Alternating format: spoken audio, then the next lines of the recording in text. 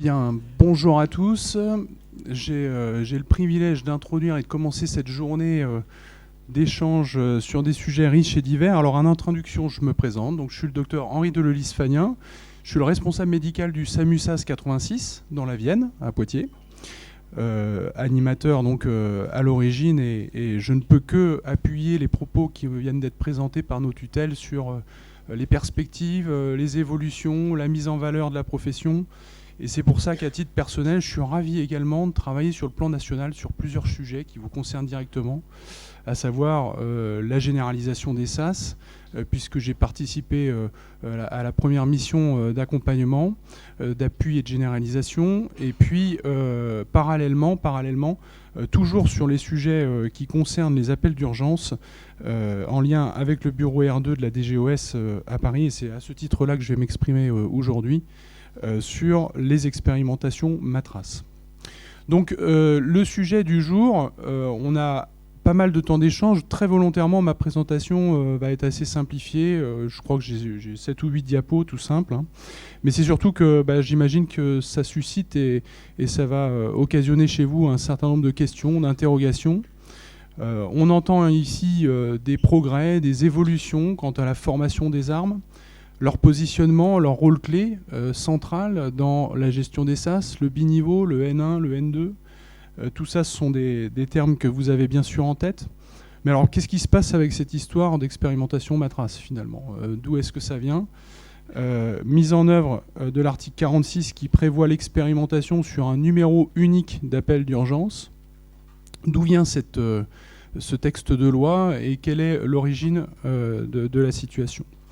Le point a commencé en 2018 dans le cadre d'un programme qui s'appelle le programme Marcus de modernisation des appels d'urgence qui prévoyait conjointement entre le ministère de la Santé et le ministère de l'Intérieur d'étudier sur les différents modèles de gestion des appels d'urgence en prenant en compte tous les systèmes européens, en l'occurrence étrangers, pour analyser finalement qu'est-ce qui correspondrait pour nous à un caractère d'évolution qui soit pertinent dans la gestion des appels d'urgence en termes de performance. C'est cette démarche, cette initiative en 2019, c'est les travaux Marcus auxquels j'ai participé également au niveau de la direction santé à ce moment-là, associé avec mon collègue de Nantes, l'urgentiste, le docteur Yann Penverne, que je salue au passage, qui n'a pas pu venir ce matin, mais invité également par votre président.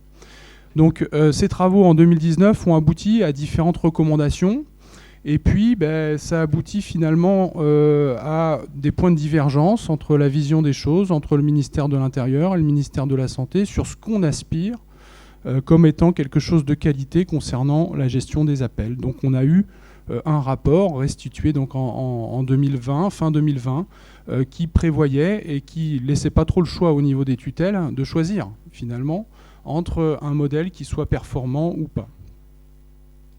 2020, c'est cool. 2021, toujours une volonté encore sur l'initiative du ministère de l'Intérieur, cette fois-ci d'avancer sur la gestion et le fameux numéro 112, le numéro commun unique d'urgence. Cette fois-ci, une activité qui va passer par la voie législative, puisque c'est sur la base des textes de loi que, entre le ministère de l'Intérieur et le ministère de la Santé, ont été convenus, ce que je vais vous décrire brièvement ce matin, comme inscrit dans la loi. Donc on est dans le devoir maintenant d'appliquer ce dispositif et cette expérimentation. Donc voilà, en résumé, que vous compreniez, en 2019, c'était des travaux essentiellement scientifiques avec des recommandations et des publications qui n'ont pas permis à ce moment-là aux tutelles de faire un choix. Maintenant, c'est par voie législative que nous sommes demandés et nous devons intervenir santé intérieure dans le cadre de ces expérimentations. Alors concrètement, ce qu'il faut savoir, c'est qu'est-ce que contient finalement cet article 46 de la loi Matras. Il suffit de lire les textes de loi pour savoir exactement ce qu'on doit mettre en œuvre. Vous représentez finalement le périmètre de l'expérimentation, les enjeux clés pour bien comprendre qui va être concerné par quoi, comment et comment on va l'évaluer. Et puis les principaux chantiers en cours qui sont extrêmement nombreux, complexes, avec tous les éléments de calendrier. Alors cette expérimentation Matras, ça fait 1 an et demi maintenant que je travaille sur le sujet avec le docteur Penverne et avec 2 collaborateurs qui ne sont pas présents aujourd'hui de la DGOS du bureau R2. Donc nous sommes 4 pour constituer l'équipe nationale santé Matras. Et donc tout ce que je vous présente aujourd'hui, c'est au titre de la DGOS et c'est un rapport qui est conjointement partagé. Qu'est-ce que prévoit cet article 46 de la loi Matras? Ça va concerner, donc ça rentre dans le cadre de la loi qui vise à réévaluer le modèle de sécurité civile afin de valoriser le volontariat des sapeurs-pompiers. Bon, on n'est plus dans cette section-là, mais plutôt dans la réforme du modèle de sécurité civile. Qu'est-ce que ça prévoit et ça concerne qui? D'abord, ça va concerner à la fois le service d'accès aux soins, donc c'est important, les mots sont importants dans les textes de loi. Service d'accès aux soins, on a parlé de généralisation avant la fin de l'été. C'est inscrit dans la loi que ce n'est pas avec les SAMU, Centre 15, que l'expérimentation Matras va avoir lieu, mais bien avec les services d'accès aux soins. C'est important pour la suite, vous allez le voir pourquoi. Les services d'incendie de secours, bien sûr, et les forces de sécurité qui sont constituées par la police nationale et la gendarmerie nationale. Donc on a finalement tous ces numéros d'urgence, les seuls reconnus comme tels, le 15, le 18, le 17, et le numéro 112, qui est le numéro européen. La date prévisionnelle du début des expérimentations a été arbitrée en dernier CODIR et devra débuter au plus tard le 1er janvier 2025 pour une durée de 2 ans. Voilà, ça c'est le cadre qui définit le calendrier des expérimentations. Qu'est-ce que maintenant quels sont les grands objectifs de cette expérimentation? Le premier point, et je pense que c'est celui sur lequel on va insister beaucoup et sur lequel vous aurez beaucoup de questions, ça va être l'évaluation de l'intérêt d'une plateforme de débruitage commune sur tous les appels. Donc, débruitage commun, je vais insister beaucoup plus après sur le descriptif, mais en gros, l'article de loi prévoit la mise en place par le biais d'agents agnostiques, donc non spécifiques métiers, d'intervenir en amont de la prise d'appel 15, 18, 17, 112, afin de faire un tri et de débruiter, on va bien définir ce que c'est débruiter un appel, pour l'orienter ensuite vers le bon service, selon un arbre d'orientation que je vous décrirai après un petit peu tout à l'heure brièvement.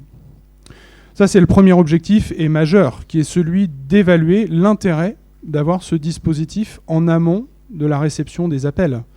Alors là, vous vous posez forcément beaucoup de questions.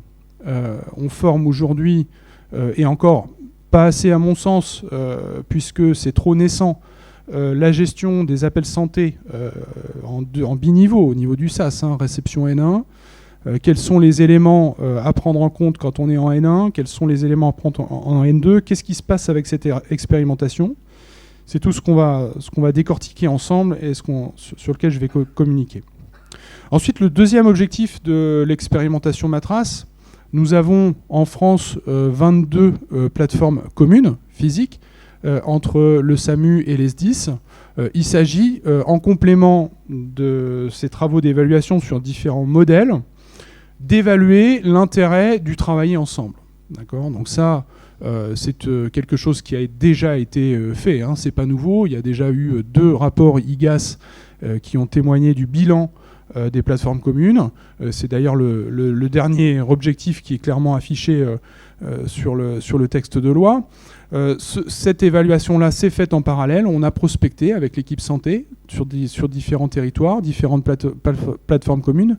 L'évolution quand même dans le dispositif et dans l'évaluation, c'est aussi d'étudier l'intérêt d'une plateforme commune virtuelle. Qu'est-ce que c'est une plateforme commune virtuelle ?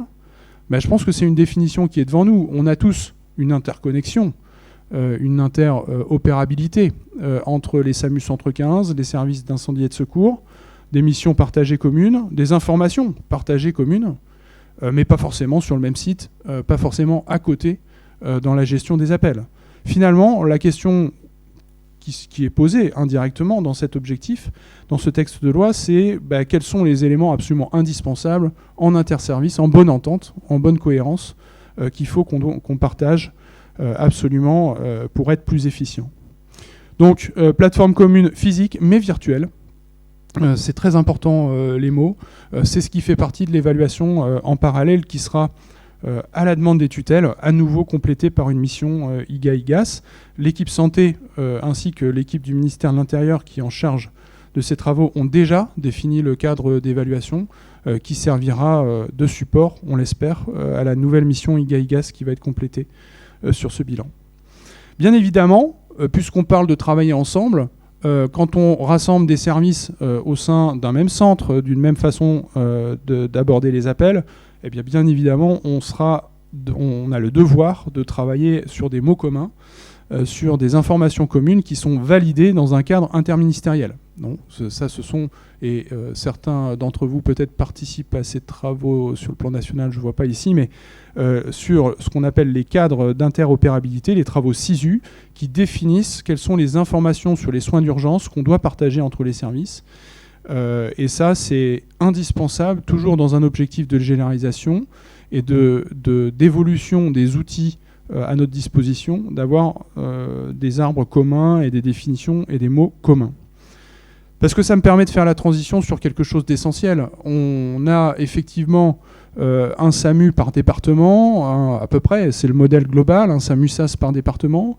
C'est la même chose pour les services d'incendie et de secours.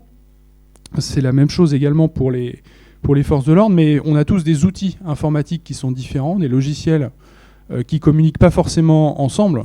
Bon, et indiscutablement, c'est le défi de demain. C'est-à-dire que est-ce qu'au-delà du besoin métier qui va être identifié, les éditeurs et appuyés bien sûr par les services de l'ANS, la NSC vont pouvoir, sur cette impulsion, se mettre à jour dans le partage des informations, ça va être un des enjeux majeurs. Voilà un petit peu les 4 grands objectifs qui sont fixés par la loi, auxquels on doit répondre dans le cadre de ce bilan, de ce texte de loi. Alors, pour que cette expérimentation ait lieu, elle est définie par un cadrage qui d'abord va être national. Nous avons depuis le début des travaux fini très récemment le 3e CODIR, comité de direction. Les personnes directement en charge sur la gestion et l'arbitrage des décisions qui sont prises sont Madame la directrice générale Marie Daudet au niveau de la DGOS, associée au secrétaire général du ministère de l'Intérieur et des Outre-mer, le préfet Martin. C'est le binôme national qui co-dirige les CODIR. Ils sont associés localement au DG ARS de la zone concernée et la préfète de zone, que je vais décrire juste après. Donc ça, ce sont les tutelles en direction, en gestion des arbitrages, parce que vous imaginez bien que dans des travaux aussi structurants, aussi réformateurs, on n'est pas forcément toujours d'accord dans les directions prises, dans les chemins sur lesquels on doit avancer, et donc les arbitrages se situent à ce niveau-là. Ce CODIR est appuyé par la MAS, mission d'appui et d'expertise, qui associe la direction de santé, dont je fais partie, et je vous ai décrit les membres tout à l'heure avec 2 personnes de la DGOS qui sont activement ciblées sur ces travaux depuis maintenant 1 an et demi. Et la DP Marcus, c'est la direction du programme Marcus, qui sont les mêmes équipes du ministère de l'Intérieur qui animaient les travaux Marcus de 2019. On a des directions support, la DGOS bien sûr en premier lieu, c'est la seule direction qui est concernée au niveau du ministère de la Santé. Et puis bien sûr, ça va être les 3 directions générales au niveau du ministère de l'Intérieur, police, sécurité civile et gendarmerie nationale. Sur le plan informatique et numérique, l'ANS va être directement aussi concernée dans les travaux, avec la sécurité civile également. Sur le plan local, on a donc la préfète de zone de défense et de sécurité associée au directeur, en l'occurrence la directrice générale de l'Agence régionale de santé, qui seront en animation et en direction des projets locaux. Alors concrètement, le périmètre de l'expérimentation. J'insisterai et je répondrai à vos questions sur tout ce qui est plateforme commune, colocalisation et tout ça, mais en gros, ce qu'il faut comprendre, c'est comment va être structurée et organisée cette expérimentation et qu'est-ce qui a été décidé et sur quels critères. Il Il y a donc 3 modèles d'expérimentation qui sont là encore inscrits dans la loi, hein. C'est-à-dire que là, on n'est pas dans l'interprétation, on n'est pas dans la prise de décision à ce niveau-là, hein. On respecte exactement les textes de loi. Donc il y a cette fameuse plateforme de débruitage qui est en amont des appels, quelle que soit leur provenance, on le voit bien sur le schéma, avec derrière un arbre d'orientation que je décrirai, et ainsi la description, comme inscrit dans le texte de loi, de 3 départements qui vont être concernés pour 3 modèles expérimentaux. Un modèle par département pour expérimenter ce que va être le modèle A qui va associer toutes les forces sur une plateforme commune.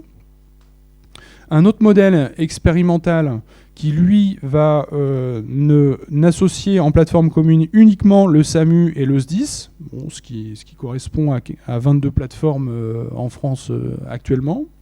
Et enfin, un modèle C qui, lui, ne prévoit pas spécifiquement de colocalisation. Et un point de précision après, je le décrirai sur une autre diapositive avec les départements qui ont été ciblés et choisis et que je peux vous communiquer à ce jour. Une spécificité sur le département C, parce que lui, concernant les appels du 15, il n'y aura pas de passage par la plateforme de débruitage. C'est ce qu'on veut aussi évaluer, hein, finalement. Hein. C'est l'intérêt de la plateforme de débruitage. Donc ce modèle C ne sera pas concerné par la plateforme de débruitage et l'accès direct au SAS aura lieu. Alors, donc voilà, donc c'est ça en fait qu'il faut bien comprendre au niveau des travaux. La plateforme de débruitage, qu'est-ce que c'est ? C'est la constitution d'une équipe supervisée par des professionnels dont les fiches de poste ne sont pas encore définies, ni à la fois des agents, ni des superviseurs, dont le rôle va être de respecter un arbre d'orientation très précis et d'orienter, de filtrer et de prioriser les appels vers le bon service. D'accord ? Un mot très important à vous signifier tout de suite, c'est que en ce qui concerne les appels santé, donc c'est-à-dire que définis selon un arbre d'orientation bien fléché, il n'y aura pas de priorisation des appels santé qui seront effectués par les agents agnostiques. Donc agents agnostiques, pour l'instant, pareil, on ne sait pas qui sont ces futurs agents, quel est leur profil, quelles sont leurs grilles, quelles sont leurs missions aujourd'hui. Voilà, on sait à peu près le rôle qui leur seront dévolus, mais on n'a pas encore défini de fiche de poste ni de profil cible. Le rôle, du coup, et ça c'est une volonté du ministère de l'Intérieur, sera de prioriser leurs appels au niveau des éléments de sécurité et de secours, mais nous maintenons la position santé qui est de dire que ce ne sera jamais l'agent débruiteur qui aura le rôle de définir l'urgence d'un appel santé. Voilà.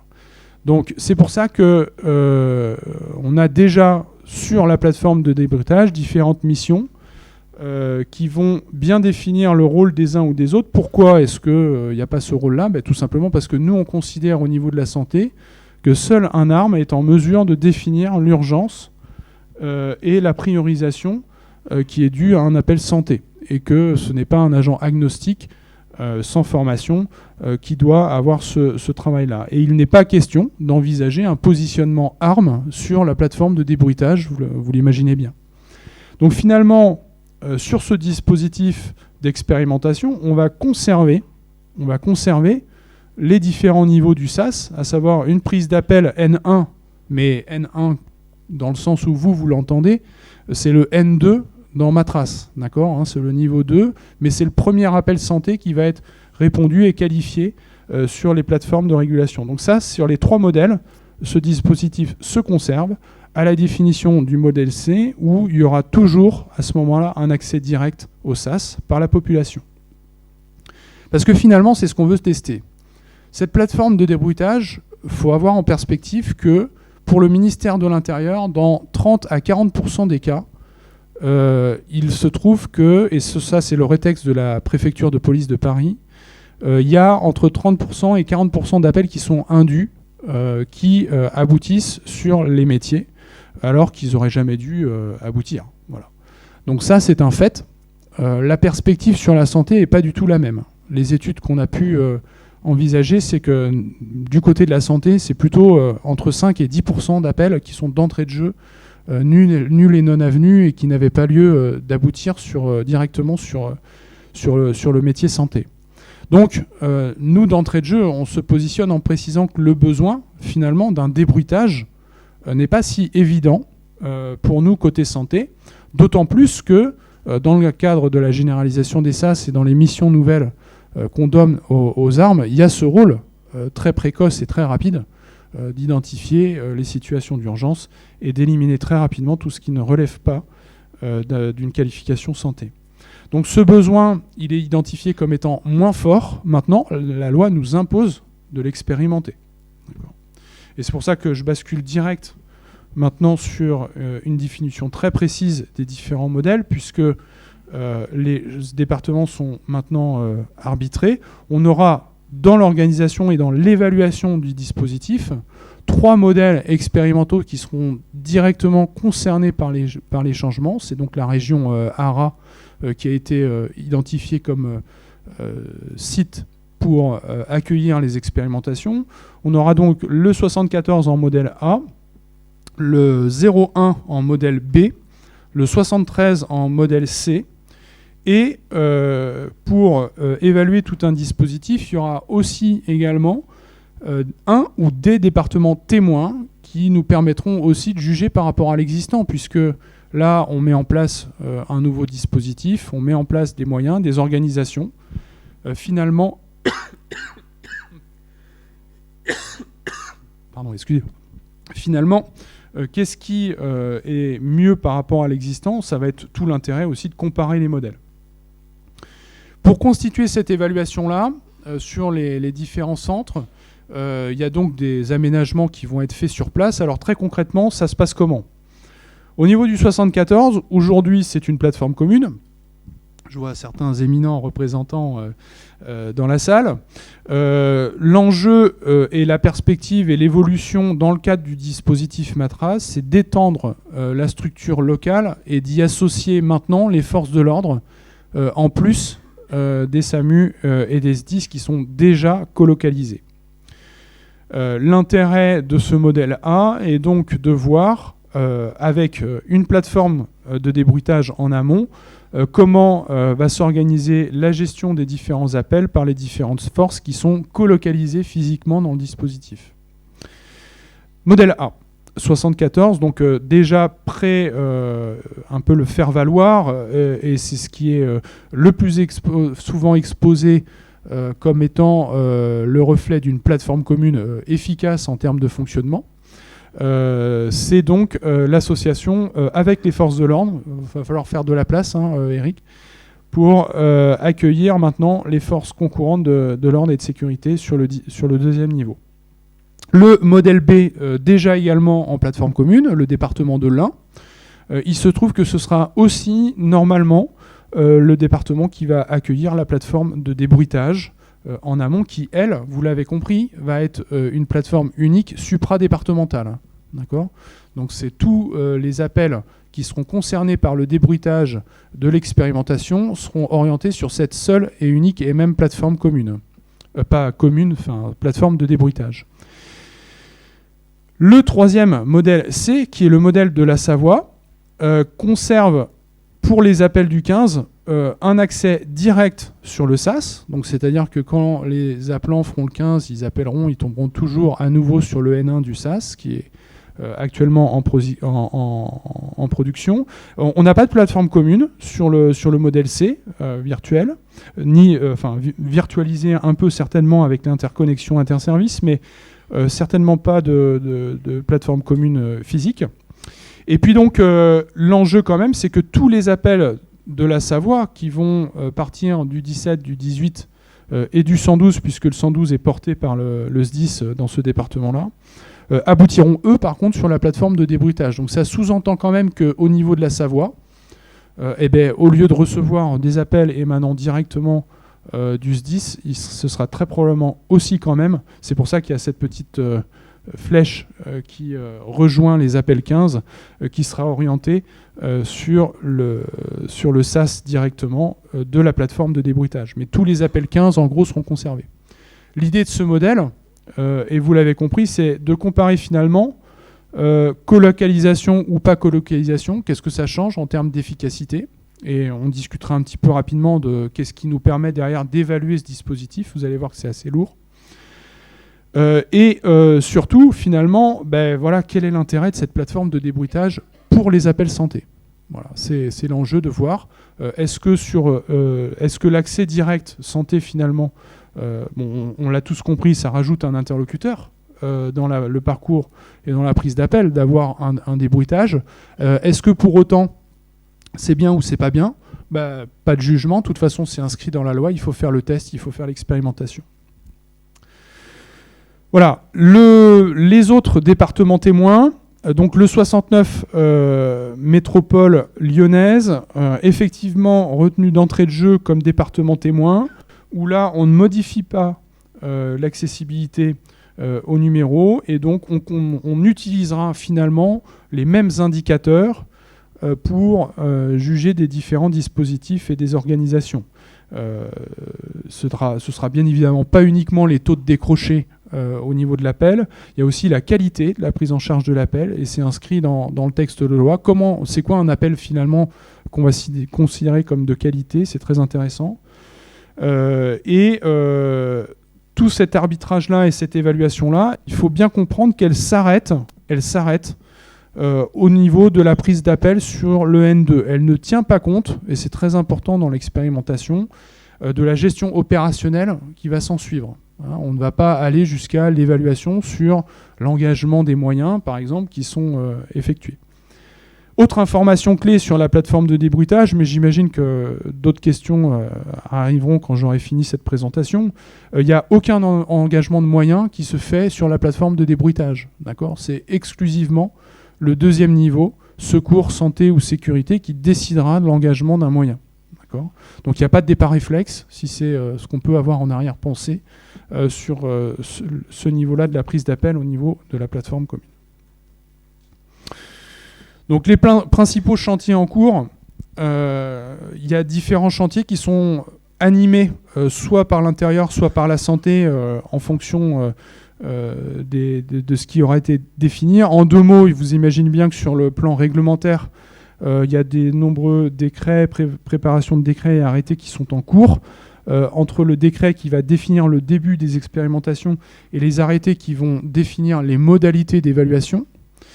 Donc ça, c'est en cours de rédaction avec les différents services juridiques du ministère de l'Intérieur et du ministère de la Santé. Il y a effectivement un chantier spécifique sur la plateforme de débruitage sur le N1 qui, lui, est plutôt animé par le ministère de l'Intérieur, puisque c'est lui qui a l'initiative et a cette volonté de débruiter, qui répond à trois gros enjeux majeurs. Et là, je vais insister un tout petit peu là-dessus. Un des principaux enjeux pour nous au niveau de la santé et les deux experts métiers que je représente avec le docteur Perven était de bien définir les arbres d'orientation.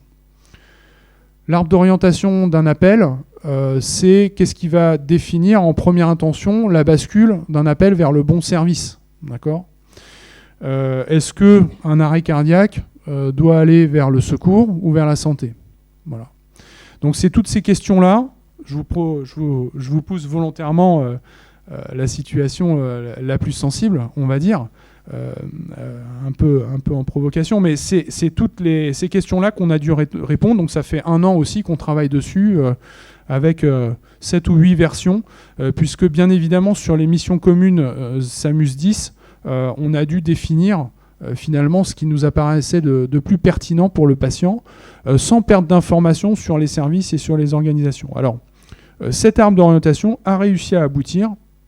Bien évidemment, je ne peux pas vous partager l'organigramme décisionnel, puisqu'il est en cours de validation par les tutelles, mais c'est hyper important pour nous au niveau des équipes santé d'avoir été entendus sur ce qu'on considère indispensable, d'avoir comme prise en compte directe sur la santé, avec les informations complémentaires qu'on doit aux équipes de secours, afin de ne pas perdre de temps non plus sur le plan opérationnel. Donc tout ça c'est maintenant derrière nous, c'est consolidé, c'est stabilisé, et ça fera l'objet, je pense, d'un prochain arbitrage sur le prochain CODIR 4, probablement à la fin un petit peu avant l'été. Le deuxième point, et non des moindres, système d'information. Donc là par contre, c'est quelque chose qui devient d'autant plus complexe, puisqu'il s'agira d'interfacer le dispositif de gestion de la prise d'appel de ces agents débruiteurs et de partager un nombre d'informations bien conscrites vers tous les N2 des différents métiers. Les N2 qui ont bien sûr des logiciels différents, des façons de travailler différentes, et donc des communications différentes. Donc là, il y a du gros boulot au niveau de l'ANS, ANSC, et pareil pour les forces de l'ordre, sur le plan numérique, pour que les éditeurs se mettent en ordre de marche pour partager ensemble ce qu'on a défini en interministériel comme étant les informations indispensables à partager. La mise en œuvre, bien évidemment, de ce chantier plateforme, là, vous imaginez que c'est compliqué, puisqu'il faut évaluer le dimensionnement, RH, fiche de poste, fiche de compétences. Donc tout ça, c'est également assez long et compliqué pour évaluer sur la base des activités statistiques qui sont remontées concernant tous les départements que je vous ai cités, pour évaluer tous les effectifs nécessaires. Et les coûts. Voilà, les coûts, c'est un enjeu majeur. Est-ce que le bénéfice d'une plateforme de débruitage, il aura un coût? Ce coût sera porté sur le plan des tutelles, sur le plan national, eu égard aux bénéfices attendus, un des enjeux des expérimentations. Le chantier évaluation, il est tenu par la santé. C'est extrêmement complexe, puisque on a un grand nombre d'indicateurs qu'on doit mettre en place pour évaluer le dispositif. Donc ça va à la fois des indicateurs de performance qui sont définis pour le coup sur le plan européen, de la qualité du taux de décroché, du temps de communication moyen, du temps d'accès à la régulation médicale. Tout ça, ce sont des indicateurs qui vont bien sûr être évalués. J'ai l'impression que le micro est en situation de faiblesse de temps en temps. Ce travail-là, dans ce travail-là, on est accompagné par l'ARS localement, bien sûr, et également Urgahara, qui sont des collectifs, les responsables en médecine d'urgence de la région, qui, au niveau de leur collège, nous apportent leur appui dans la réflexion et dans la constitution de tous ces indicateurs. Des enjeux majeurs également sur les expertises complémentaires qu'on va mobiliser, puisque, à titre d'exemple, on parlait de qualité de la prise d'appel. C'est pas la qualité, on ne partage pas forcément avec le ministère de l'Intérieur les mêmes références en termes de qualité de prise d'appel. Certains peuvent y voir uniquement la qualité de réponse opérationnelle, notamment l'engagement de moyens ou de choses comme ça. Voilà, nous on a des experts linguistes, des experts en langue qui interviendront aussi pour évaluer la qualité d'un appel dans le dispositif. Voilà, situation assez complexe devant nous. Pareil, ça fait 1 an qu'on travaille dessus et il y a encore beaucoup de choses à faire dans l'année avant le lancement des expérimentations. Ce chantier évaluation, il sera arbitré à la fin par un comité d'évaluation qui sera constitué de différents membres qui sont encore devant nous également. Et bien évidemment, pour lancer tout ce dispositif, localement, la masse interviendra sur place. Donc nous irons directement dans les départements pour accompagner les acteurs locaux dans ce changement, parce qu'effectivement, ce sera quand même un gros changement de pratique dans la façon de faire, surtout dans l'Ain et dans la Haute-Savoie. Et également en Savoie. On sera en tout cas localement sur place pour accompagner les équipes. Et afin de s'assurer aussi que tout correspond au cadre qui sera défini en interministériel. Pas de conclusion avant la fin, c'est le message clé qu'on porte. Les principaux messages, mais j'imagine qu'on en discutera après dans les échanges de questions, c'est que finalement, l'expérimentation, on parle d'expérimentation d'un numéro unique d'urgence. Mais là, sur les expérimentations, les accès aux numéros d'urgence ne sont pas modifiés. D'accord ? C'est uniquement l'évaluation d'une plateforme de débruitage en amont des appels qui va être évaluée. Donc il n'y a pas de 112 à date qui sortira des conclusions de cette expérimentation. C'est uniquement l'évaluation d'un modèle du parcours de l'appel d'urgence qui va être évalué et testé. Vous pouvez compter, et c'est aussi pour ça que je suis là aussi pour communiquer, et on ne refuse aucune communication sur ce sujet dans la mesure de ce qu'on peut communiquer, puisque c'est quelque chose qui est sensible comme sujet, et on avance en bonne entente avec le ministère de l'Intérieur, et on ne communique que sur ce qui est arbitré et validé en interservice.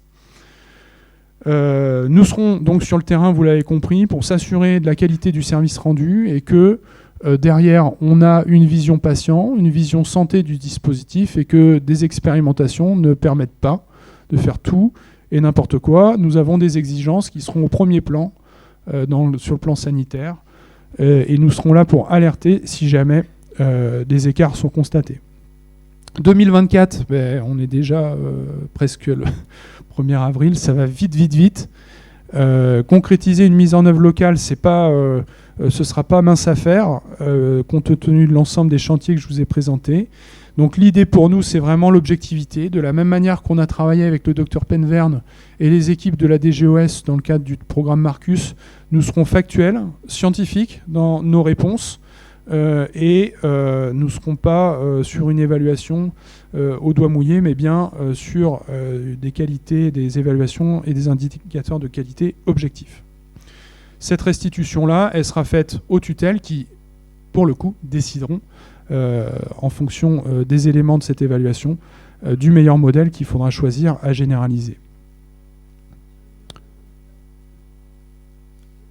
Alors, voilà, donc j'ai terminé la présentation. Je vous propose maintenant d'initier les questions-réponses avec la salle. Et donc je commence à répondre à la première question. L'expérimentation, effectivement, a pour objectif de commencer... Alors, c'est une volonté. Hein. Est-ce que la mise en œuvre sera vraiment le 1er janvier 2025 ? Je ne sais pas encore. Il y a beaucoup de choses qui ne sont pas encore structurées, qui sont pourtant essentielles. Donc, c'est 2 ans d'expérimentation, sachant qu'on doit rendre le rapport 3 mois avant la fin des 2 ans d'expérimentation. C'est comme ça. Donc, voilà un petit peu les échéances qui sont proposées sur cette expérimentation. Henri, j'avais une question. D'abord, merci pour toutes ces explications. Eric, au 74. J'avais une question par rapport au modèle du 73. On s'est aperçu à plusieurs reprises que lorsque on compose le 15 sur les nouveaux téléphones portables, l'opérateur oriente directement sur le 112. Et du coup, c'est les pompiers chez nous, puisqu'on est plateforme commune, qui décrochent les appels. Est-ce que sur l'étude, finalement, ça ne va pas créer un biais par rapport à ces appels entrants? Et du coup, est-ce que, toujours la même question par rapport au parcours de l'appel d'urgence, puisque tu disais qu'on conservait chacun nos numéros, mais est-ce qu'à terme, on ne va pas perdre finalement chacun sa spécificité, enfin les numéros spécifiques? Alors sur ta première remarque, les appels 15 qui basculent sur le 112, c'est dans quel département ça ? Nous, on s'en est aperçu dans le 74. Je ne sais pas si dans d'autres départements...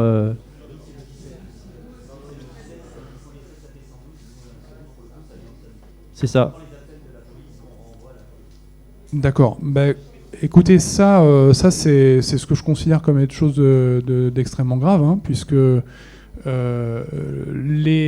les appelants, quand ils composent un numéro, sont en droit d'obtenir le service qui suppose répondre derrière l'appel. Donc là, je pense que sur la démarche, je ne sais pas si Jean-François, il est là ou pas, Jean-François Sibien, il est reparti. Peut-être qu'au niveau de SAMU Urgence de France et avec la FARM, du coup, il faudrait peut-être recenser un peu les territoires comme ça, où il y a des réorientations ou de numéros.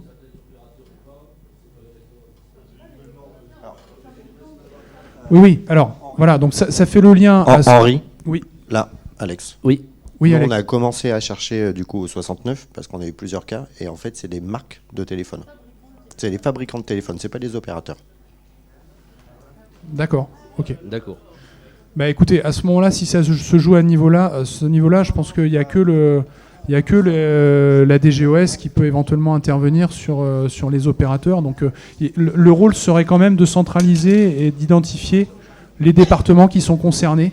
Donc collectivement, si on peut effectivement ensemble faire une liste tout à fait exhaustive pour faire remonter ce point, c'est essentiel sur la suite. Alors concernant le 74, ça aura moins de sens puisque autre enjeu majeur sur les débruiteurs, et je ne l'ai pas évoqué mais je vous le partage, dans la méthode d'évaluation du dispositif, il y aura un moment où ils auront une visibilité de l'appel entrant du numéro et un autre moment où ils n'auront pas de visibilité du numéro entrant de l'appel. C'est là où éventuellement ça fera du sens d'évaluer l'intérêt d'un numéro unique ou pas d'urgence. D'accord ?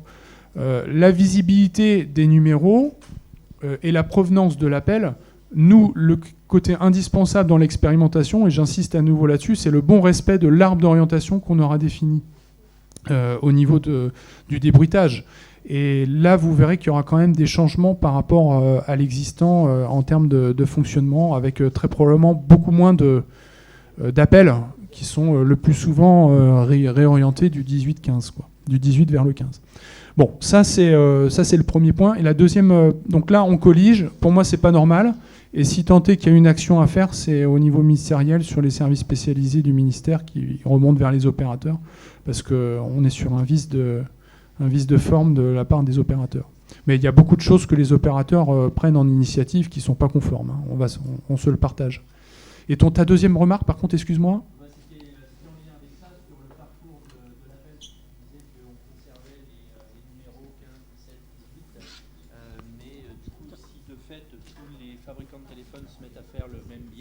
On va se retrouver finalement vers une orientation uniquement sur un 112.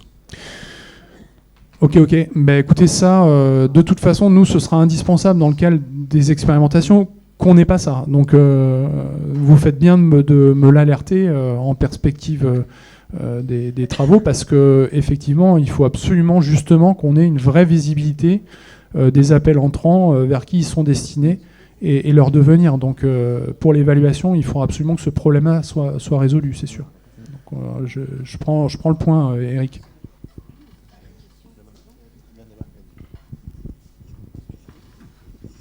Je sais pas si c'est bon. Oui, du coup, moi j'aurais une question par rapport à ces... Juste, vous venez d'où, excusez-moi, moi, madame ? c'est du 56, le Morbihan en Bretagne. Et du coup, moi, ça serait par rapport à ces plateformes de débruitage, au final, elles se trouveront où ? Même si c'est en cours de construction, hein, mais au final, elles seront basées où ? Ça sera centralisé, et leur arbre d'orientation, ça sera la même pour toute la France au final, et ils auront les mêmes choses au final en question. Alors, ce qui est validé, je ne l'ai pas inscrit dans la diapositive, mais c'est arbitré en CODIR, donc ça peut être communiqué. Il y aura une seule plateforme de débruitage pour toute l'expérimentation, et l'objectif du débruitage, il est supradépartemental. Donc on ne sait pas encore combien ça va représenter d'agents pour combien de départements et de structures, et pour combien de personnes finalement. Est-ce que ça inclura la santé ou pas ? C'est devant nous en fait tout ça. Là, sur l'expérimentation, c'est une seule plateforme de débruitage qui va être créée sur le département de l'Ain. Voilà. Je ne sais pas encore où cette plateforme va être montée, dans des locaux. Dans quels locaux, c'est encore devant nous, ça. On ne sait pas.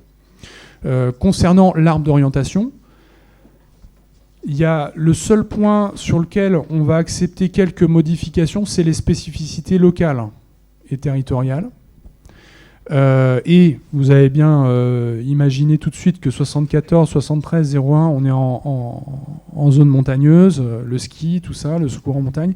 Donc tout ça, c'est des spécificités qu'on va intégrer et accepter de modifier dans l'arbre, mais ce sera vraiment à la marge. C'est-à-dire que l'objectif de cet arbre, il a vocation à ce que tout le monde parle et fasse la même chose en France, avec une généralisation attendue du dispositif. Voilà. Donc pour répondre à votre question, quelques digressions sur vraiment des spécificités locales Par exemple, quel positionnement du PGHM qui correspond à une force de secours et de sécurité qui correspond à une force de sécurité dans 95% des départements de France. Dans le 74 et dans le 73, ils interviennent aussi dans le secours à personne. Donc, quel est leur positionnement dans le parcours de l'appel? C'est juste ça qu'il faut qu'on prenne en compte, quoi, en fait. Donc, quelques modifications liées aux spécificités locales, mais c'est tout. Oui, bonjour, Gérard de Toulouse. Je vois un petit peu le modèle de débruitage là. C'est un petit peu un 112 déguisé, un petit peu sur le modèle d'autres pays européens que moi j'ai vu tourner perso à Madrid, à Barcelone. Et c'est génial, je crois. Mais bon, ça reste un avis perso. Sur l'arbre décisionnel, ça sera toujours humain ou il y aura vous faites des recherches sur l'intelligence artificielle peut-être?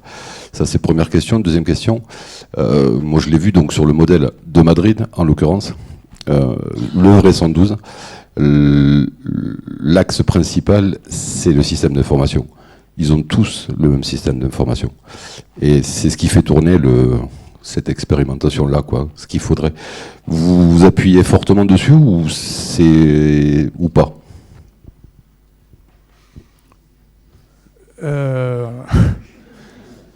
Alors le modèle madrilène est effectivement un des modèles cibles clés qu'on a pu analyser.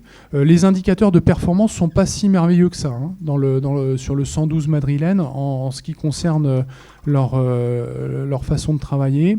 L'autre modèle européen qu'on a en cible également, c'est la Roumanie, qui a un vrai 112 en termes de fonctionnement. Bon, là aussi, on ne parle pas du même bassin de population, du même nombre d'appels et des organisations, et que plus vous allez avoir un modèle avec une organisation restreinte, construite, plus vous allez être efficace en termes d'organisation. Alors, l'enjeu de l'outil unique commun, on l'a tous en perspective. Donc ça, c'est effectivement quelque chose qui rentre en compte dans les expérimentations, dans l'hypothèse où cette fameuse plateforme de débruitage aurait vocation à se généraliser. Pour autant, et on le voit, et ça s'illustre bien dans le domaine de la santé, on n'est pas encore en perspective d'avoir un outil unique pour tous les SAMU SAS de France à court, je vais même m'avancer sur le moyen terme. Donc l'enjeu, c'est de savoir qu'est-ce qu'on fait dans cet intermédiaire-là, en fait. Eh bien, on définit en fait des informations communes à partager, et c'est tout l'enjeu des travaux qui sont en cours sur l'arbre, qui, je le répète, n'a pas vocation, justement aussi pour ces raisons-là, à être modifié par la suite. Bien évidemment, dans le cadre de l'expérimentation, on va ajuster, on va voir si on a fait des erreurs dans l'organisation du parcours de l'appel. Qu'un service sera mis plus en difficulté qu'un autre, bien évidemment, on va l'évaluer et on va se donner 3 mois en amont très rapidement pour effectuer des correctifs si jamais il a lieu d'en faire. Mais dans l'idée derrière, c'est que justement aussi pour faciliter le travail des éditeurs dans l'interfaçage des solutions, il n'y ait pas 10 000 versions qui évoluent, et que sur la base du SISU, qui est validé en interministériel, les éditeurs puissent travailler. Voilà.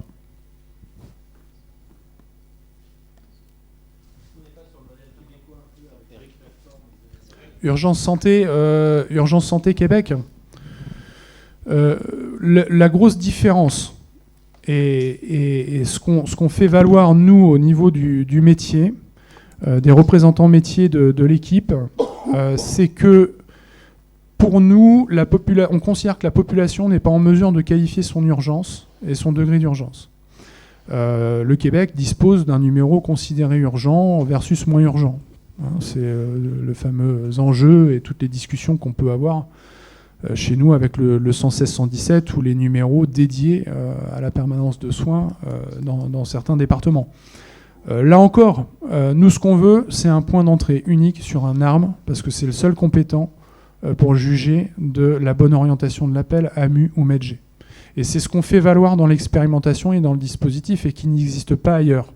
Parce qu'on considère que la formation est telle que la perte de chance potentielle qu'on peut avoir avec la dichotomie des numéros urgents-non urgents et potentiellement plus délétère que, on l'a tous dans nos salles de régulation.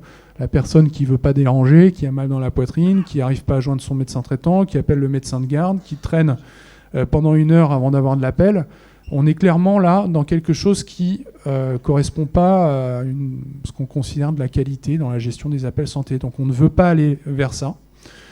Pour autant, et c'est prévu dans l'expérimentation, et même dans les projets SaaS futurs, il y a aussi la possibilité d'avoir une visibilité sur ces numéros entrants si certains centres le prévoient. Mais avoir la visibilité n'empêche pas, à notre sens, et c'est ce sur quoi on tient absolument, c'est que ce soit un arme qui soit en réception de tous les appels santé et personne d'autre. Voilà, c'est la ligne qu'on tient dans le dispositif et que j'espère vous partagez la plupart d'entre vous.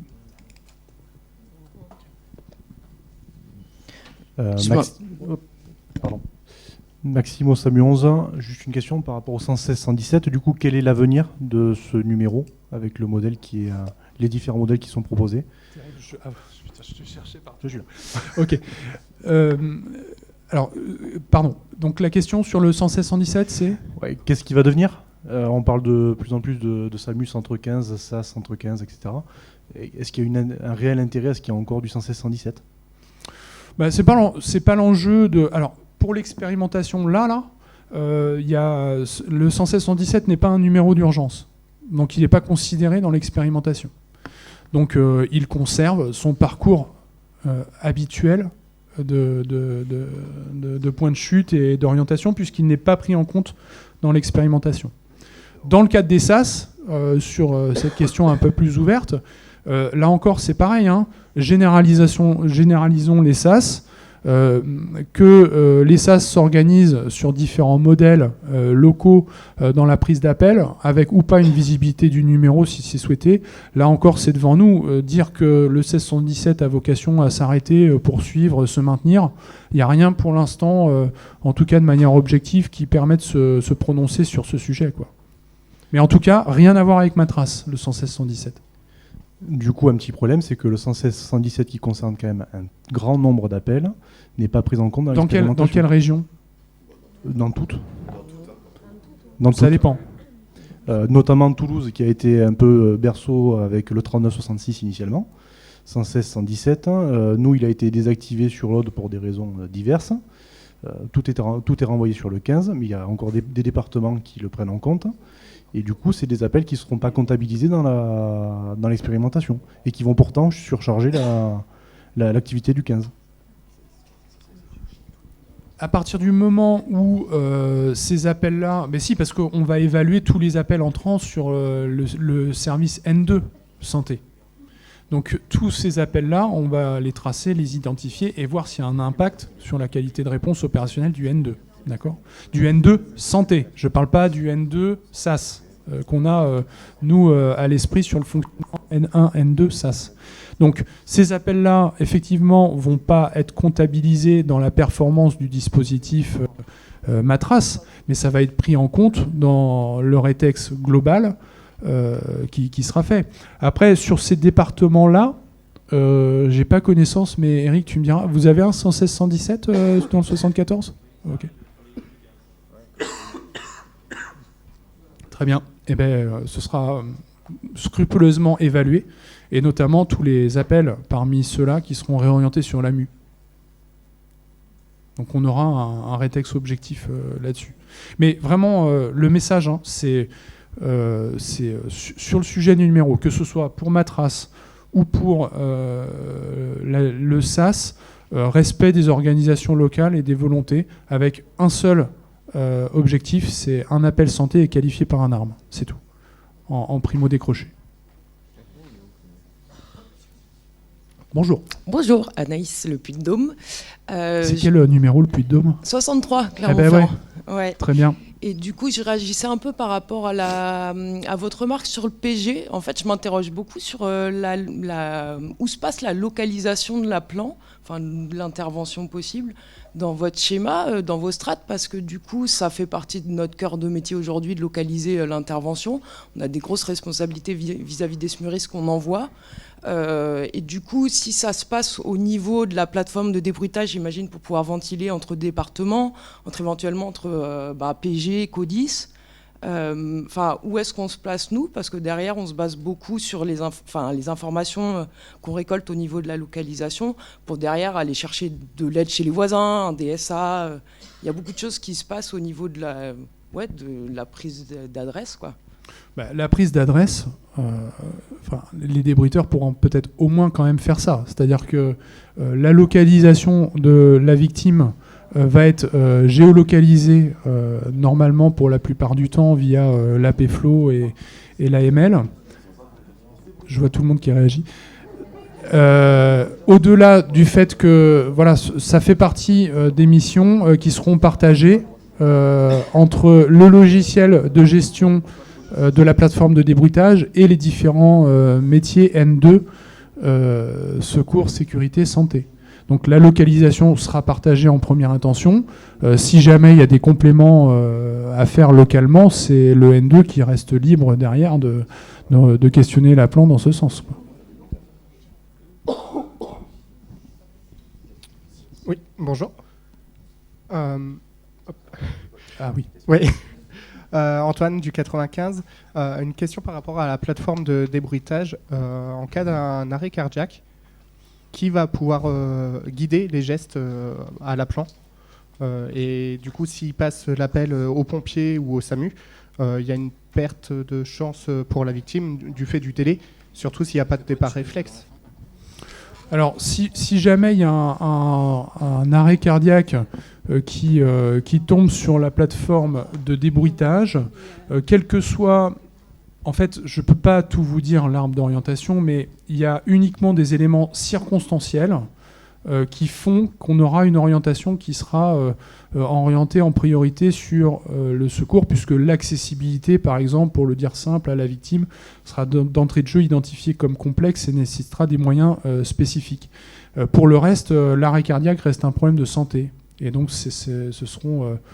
très logiquement le N2 santé qui sera normalement concerné par la prise en charge initiale directe de l'appel. Bien sûr, il y aura un délai, oui.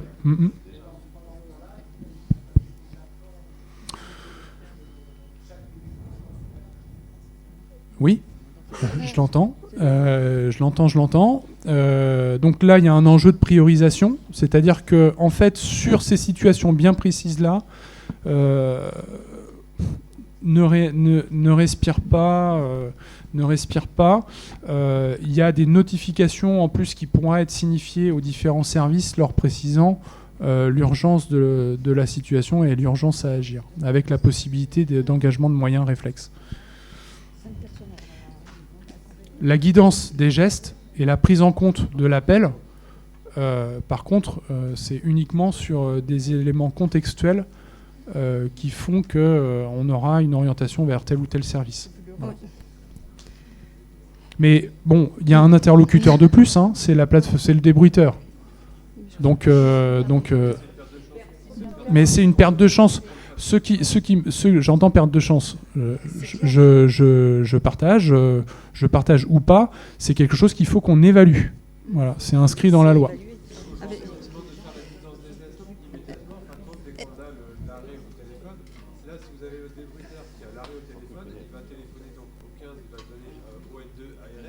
Mais on va avoir 2, 3, 4 minutes qui vont s'écouler en fin de compte. Donc il y a quand même une perte de chance pour ce patient, ne pas se faire masser. Il y a un no-flow qui va être quand même rallongé par rapport à nous, ce qu'on a aujourd'hui. Parce que là, nous, on va décrocher notre appel, on va mettre le P0, on va pouvoir guider les gestes immédiatement. Nos collègues vont envoyer le SMUR, les pompiers, etc. pour pouvoir aller aider l'appelant. Mais là, demain, si on a ce débruiteur qui va avoir cet arrêt, on va faire quoi ? On va plus avoir ce moyen immédiat pour ce patient.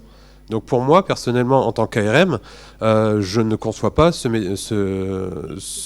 système-là, en fait. On a quand même une perte de chance énorme pour ce patient. Et je ne me suis pas présenté, je suis désolé, SAMU 51 à Reims. Reims, ça marche. J'ai pas de commentaire. Henri, Prenez bien le micro quand vous voulez intervenir parce qu'on est enregistré et si vous ne parlez pas dans le micro, ça ne passe pas dans l'enregistrement, s'il vous plaît. Il est tout rouge, si c'est bon. Je pense que, alors du coup je suis à Lyon, hein.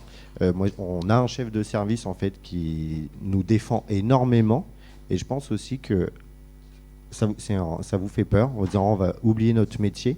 Nous par exemple les arrêts cardiaques qui tombent au CTA, effectivement l'appel ne passe pas par nous. Le CTA appelle directement les médecins sur un téléphone spécifique où les médecins rentrent en conférence et nous on engage directement les moyens. En fait, il n'y a pas de perte de temps parce que l'opérateur du CTA a déjà engagé son VSAV et sa RCP. Oui, mais donc en fait, wow. En fait, je pense que il faut aussi réfléchir à comment on peut aider justement Henri qui est là à toutes nos spécificités à droite et à gauche, pouvoir leur donner des aides. Nous, voyez, cette ligne-là, en fait, on sait que quand elle sonne, donc nous, on est sur ce qu'on appelle du CTA urgent, rouge, ça sonne sur nos téléphones, téléphones prioritaires. Et en fait, la RCP est déjà engagée avec les moyens. On a juste, nous, à cliquer le SMUR derrière. Si je peux me permettre, mais en fait, ce qu'il y a de plus important, en fait, c'est qu'une équipe médicale arrive quand même avant. Enfin, c'est pas le massage cardiaque qui va... Voilà. C'est quand même les médecins, l'équipe médicale qui... Je parle, voilà. Si ça tombe... Alors là, prenez vraiment sur le débruitage, en fait, sur la plateforme. Nous, imaginez... En fait, ce débruitage, ça tombe au CTA. Oui. En fait, le CTA engage directement, nous appelle tout de suite. En fait, on a maintenant la téléphonie qui a quand même vachement évolué. Et en fait, on peut passer des appels prioritaires.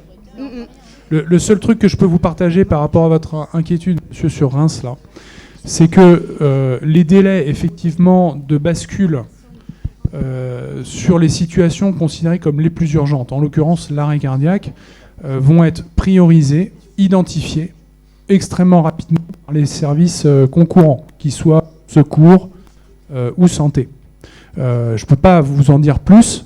J'entends tout à fait que par principe, on considère que ces 3 ou 4 minutes, c'est beaucoup trop long pour un arrêt cardiaque. Le fait est que concrètement, le dispositif prévoit une réaction immédiate et la plus rapide possible dans la réponse opérationnelle. J'ai une question là, Loïc, Samuel de la Vendée.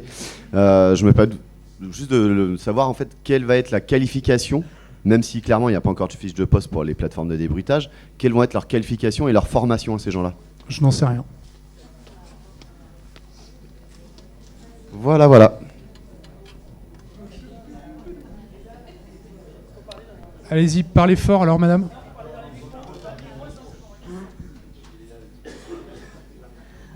Bonjour, ici.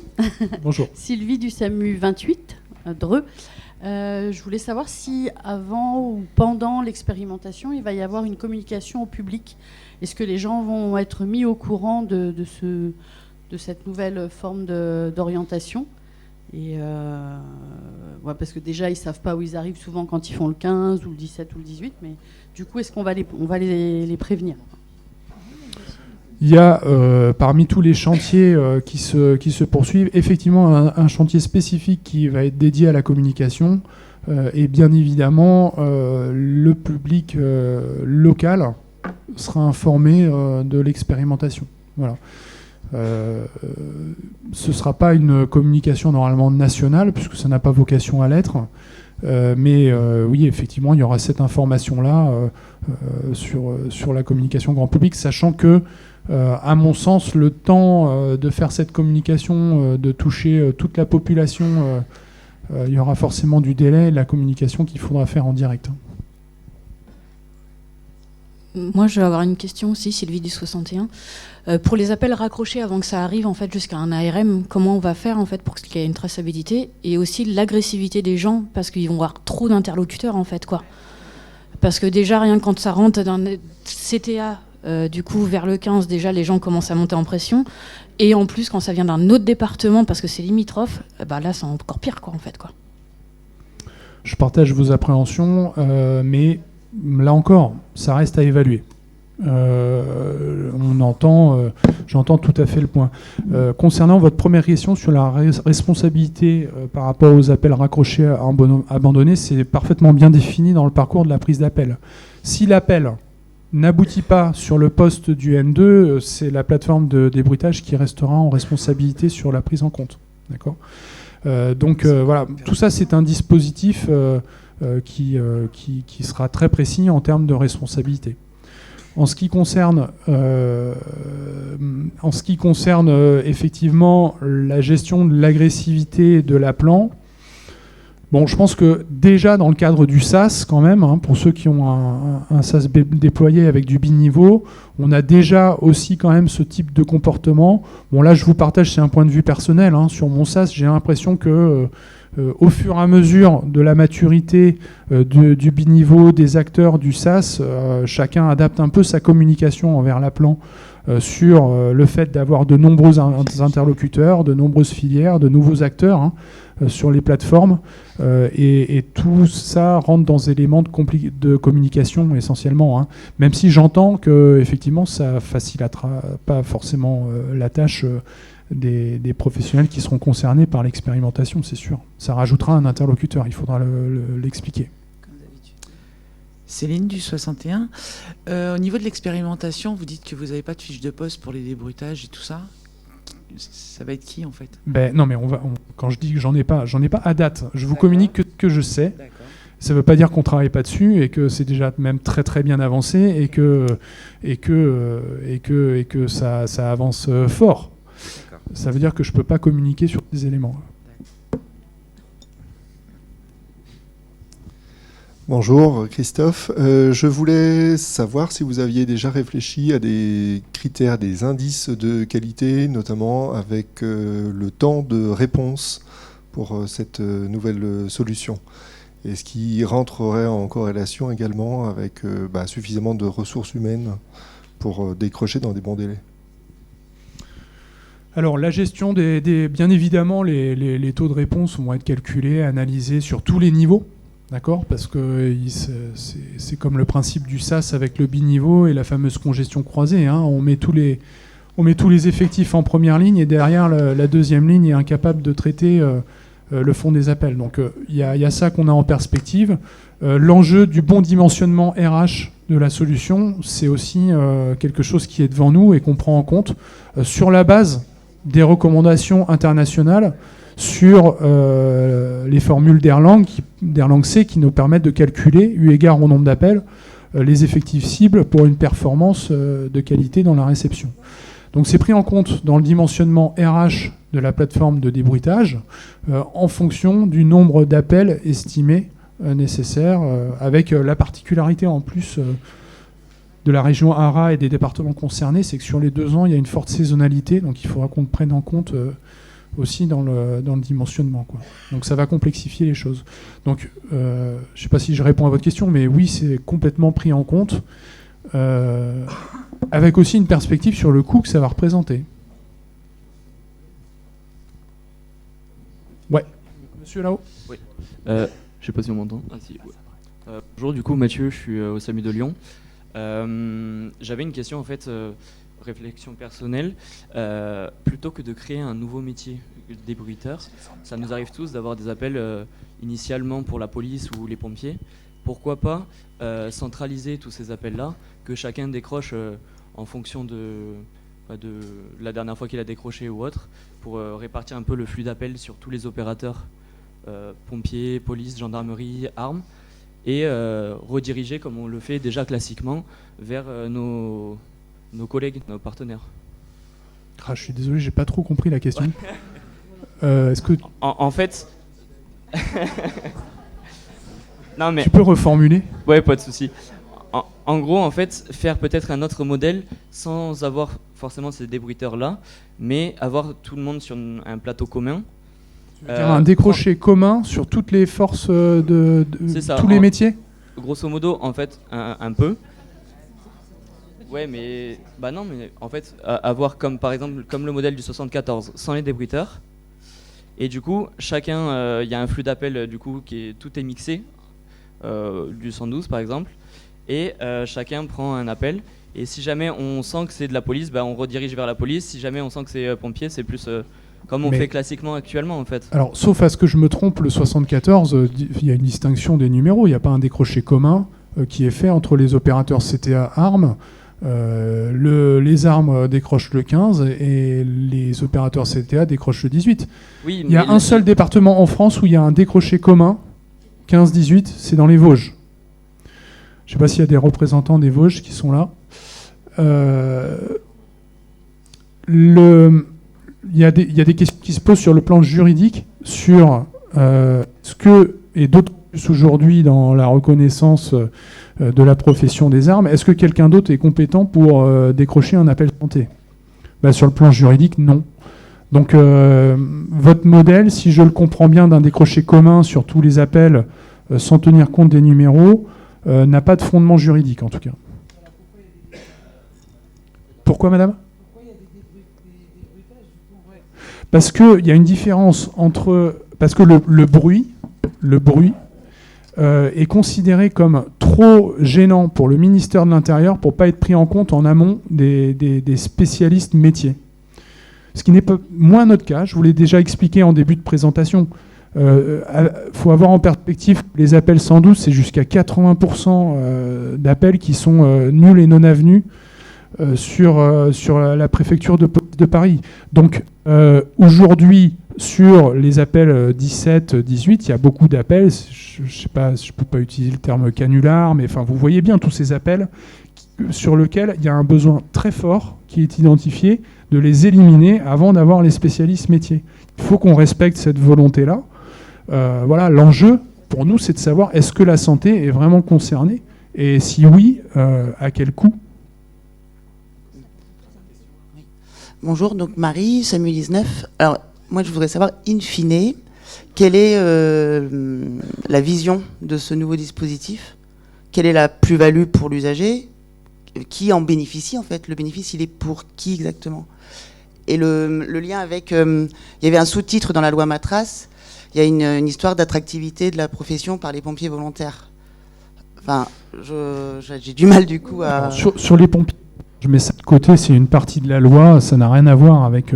Enfin, c'est inscrit... vous savez, dans tous les textes de loi, on met plein de choses. Bon, ça, c'est pas le sujet, les pompiers volontaires. Sur l'objectif indirect de cette loi, c'est le besoin pour la population, pour répondre à votre question, de simplification des numéros d'urgence, avec un enjeu de lisibilité et de visibilité.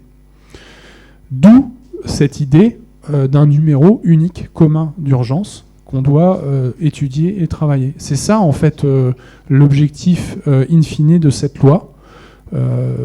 Force à nous de partager les conclusions qu'on retrouvera à la suite des expérimentations pour savoir quel modèle est plus efficient et efficace. Bon, on va s'arrêter là. Merci au docteur Deloïse de sa présentation. Merci beaucoup, merci à tous.